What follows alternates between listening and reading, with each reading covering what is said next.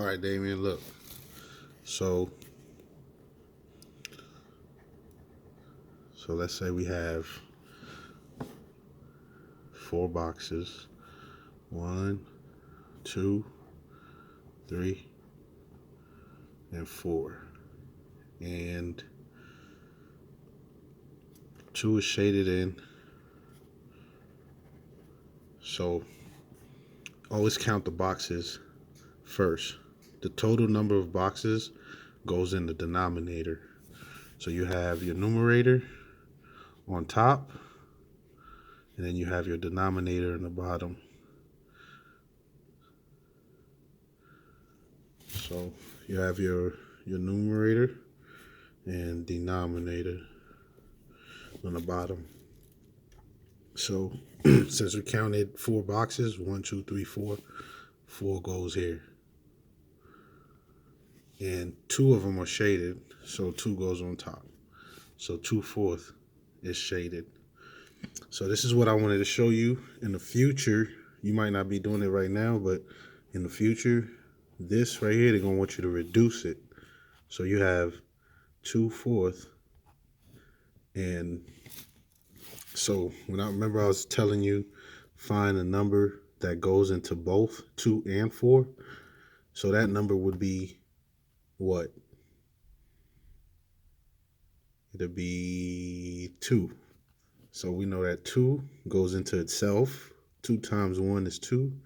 2 times 2 is 4. So what I usually do, I put a 2 here. I put a 2 in the bottom. And then I make another line. Then I have the denominator here. I have the denominator. I'm just going to write it short. I'm not going to write the whole thing. And then you have your numerator, right? So now here, so I found a number that both of these goes into, right? So I'm going to say 2 times what gives me 4.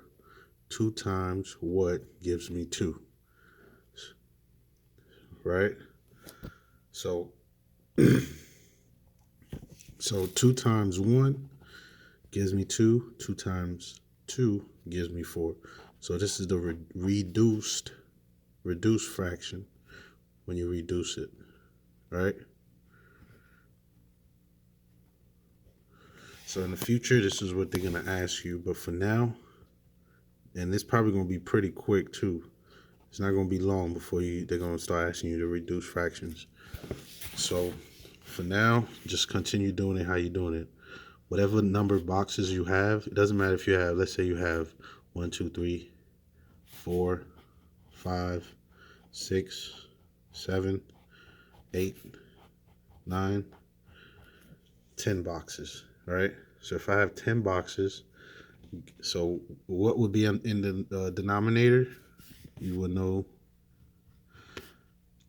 remember, the denominator and the numerator. Remember, down, just think of down as denominator.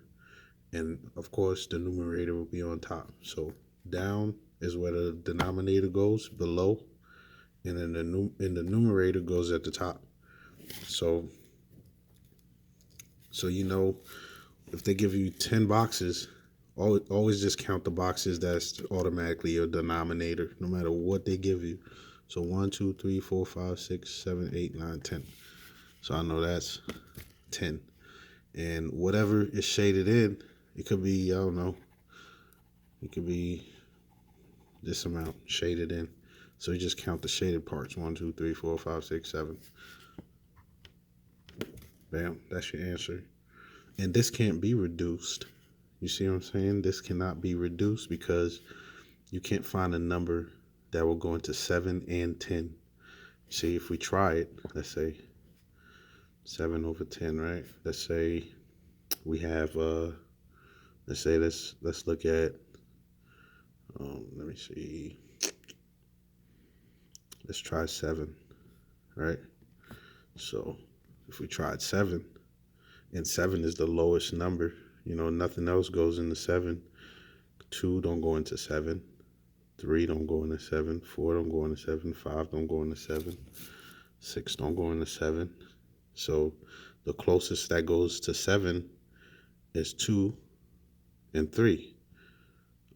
So because 2 times 3 equals 6. So that's the closest to 7. And 3 times 2 equals 6.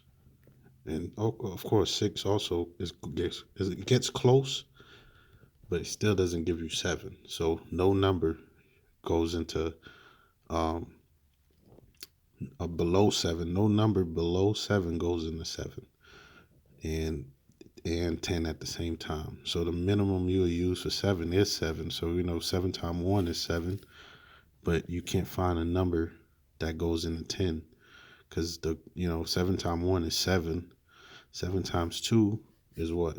14. See? So that does not equal to that. So, okay. So I'm going to send you the video, and then we could continue working on something else. All right. Love you. Bye-bye.